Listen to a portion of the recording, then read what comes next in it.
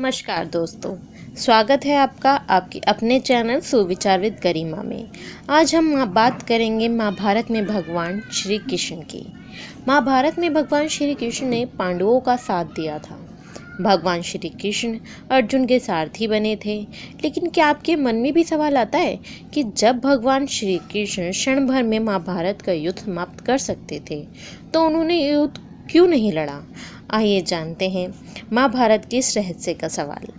महाभारत युद्ध की तस्वीरें जब भी आपने देखी होंगी उसमें भगवान श्री कृष्ण को सारथी रूप में ही पाया गया होगा। महाभारत के महायुद्ध से पहले ही श्री कृष्ण ने कह दिया था कि वह महाभारत के महायुद्ध में शस्त्र नहीं उठाएंगे और ना युद्ध करेंगे।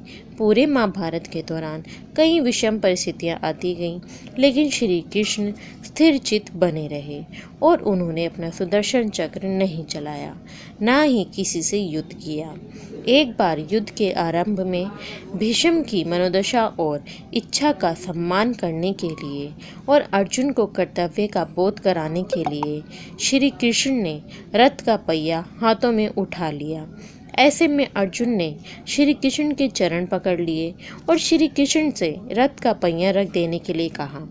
सवाल उठता है कि आखिरकार श्री कृष्ण ने युद्ध न लड़ने की बात क्यों की? क्यों खुद को युद्ध से अलग रखा?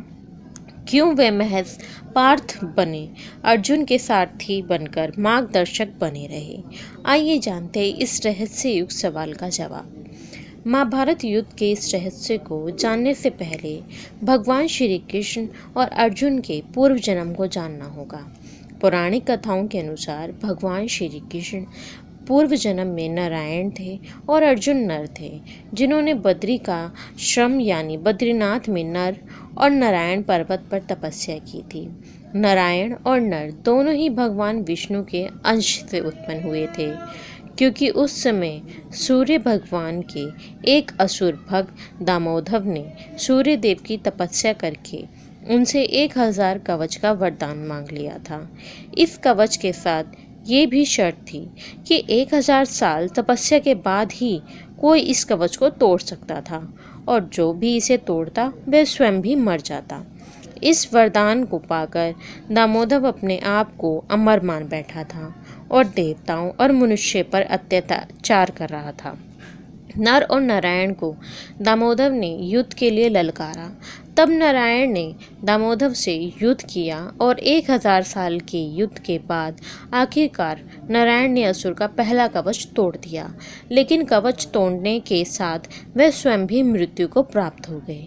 तब नर ने उन्हें महामृत्युंजय मंत्र से जीवित कर दिया और दामोदर से युद्ध करना आरंभ किया। यह युद्ध भी 1000 साल चलता रहा और नर ने असुर का दूसरा कवच तोड़ दिया। इस बीच नारायण ने 1000 साल की तपस्या पूरी कर ली और दामोदर से युद्ध करने लगे। इस तरह से बारी बारी युद्ध करते हुए नर नारायण ने दामोदर असुर के 999 कवच तोड़ डाले। जब अंतिम कवच रह गया तब वह असुर सूर्यदेव के पीछे जाकर छुप गया।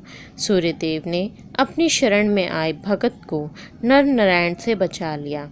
नर नारायण ने सूर्यदेव से कहा कि आपका ये भक्त द्वापर में आपके अंश से उत्पन्न होगा और जब आपको अपने पुत्र की मृत्यु का शोक भोगना पड़ेगा। सूर्यदेव का वह असुर भक्त ही द्वापर में कर्ण हुआ, जो सूर्य के अंश से कवच कुंडल के साथ उत्पन्न हुआ था। नर ने 1000 वर्ष की तपस्या पूरी कर ली थी और दामोदर से अंतिम युद्ध करने की उनकी बारी थी। इसलिए नारायण ने अर्जुन से कहा था कि यह महाभारत का युद्ध तुम्हारा युद्ध है, तुम्हें ही ये युद्ध लड़ना होगा। इस युद्ध में मैं तुम्हें मार्गदर्शक ही हो सकता हूँ। इस युद्ध का जीतकर तुम्हें कृति की प्राप्ति होगी और धरती का सुख प्राप्त होगा। तुम अपना युद्ध नहीं लड़ोगे तो मैं भी तुम्हारी मदद नहीं कर पाऊंगा, क्योंकि कर्ण का वध तो केवल अर्जुन ही कर सकते थे, क्योंकि सूर्य के वरदान के कारण दामोदर को वही मार सकता था जिसने 1000 वर्ष तपस्या की हो, और कर्ण अगर जीवित रह जाता तो महाभारत युद्ध पांडव नहीं जीत पाते। इसलिए श्री कृष्ण ने अर्जुन को युद्ध करने के लिए कहा और स्वयं पार्थ के सारथी बने रहे। महाभारत युद्ध में भगवान श्री कृष्ण ने स्वयं युद्ध न करके अर्जुन से युद्ध के लिए आगे किया। इसके पीछे एक रहस्य ये भी है कि भगवान कहते हैं मैं तो मार्गदर्शक हो सकता हूँ, बुद्धि रूपी रथ का सारथी हो सकता हूँ, लेकिन हर व्यक्ति का जीवन में अपना अपना युद्ध होता है, और जो अपना युद्ध स्वयं नहीं लड़ सकता भगवान भी उसकी मदद नहीं करते हैं। इसलिए हमेशा ये समझना चाहिए कि जब युद्ध हमारा है तो ये हमें ही लड़ना होगा। ईश्वर हमारे बदले आकर युद्ध नहीं लड़ेंगे। अगर सत्य की लड़ाई करोगे तो ईश्वर सारथी बनेंगे, और अगर सत्य की ओर से युद्ध करोगे तो वह आपके सारथी भी नहीं बनेंगे, और फिर कौरवों की तरह विनाश होना तय है। धन्यवाद दोस्तों।